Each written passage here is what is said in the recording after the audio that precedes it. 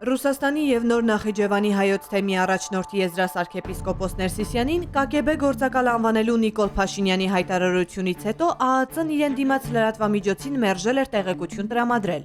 պատճառաբանելով, թե հարցման ենթակա տեղեկատվությունը պետական գաղտնիք է։ Մինչդեռ կառավարության վերջին նիստից հետո, երբ լրագրողները ապացույցների մասին են հետաքրքրվել Փաշինյանից, հաջորդ իսկ օրը ճակերտավոր ապացույցը հայտնվեց իշխանությանը պատկանող Civic-ում։ ԱԱԾ-ի տրամադրած փաստաթղթում սակայն բացակայում է որևէ ուղիղ ձևակերպում կամ իրավական արձանագրում, որ տվյալ անձը եղել է KGB գործակալ։ Հրապարակված թուղթը չունի համար, ինչը պարտադիր է։ Տարօրինակորեն ԽՍՀՄ-ի տարիներին KGB-ում փաստորեն գրագրությունը եղել է հայերեն։ Ստացվում է, որ նույն հարցին ազգային անվտանգության ծառայությունը տարբեր լրատվամիջոցների տվել է տարբեր պատասխաններ, մի դեպքում հղում անելով պետական գաղտնիքին, մյուս դեպքում տրամադրելով փաստաթուղթը, որը սակայն չի հաստատում հնչեցված մեղադրանքը։ Ինչ է ստացվում։ Հանրային տիրույթում առկա են Փաշինյանի քաղաքական հայտարարությունը, ԱԱԾ-ի հակասական պատասխանները եւ մի թուղթ, որը հարցերի պատասխաններ չի տալիս։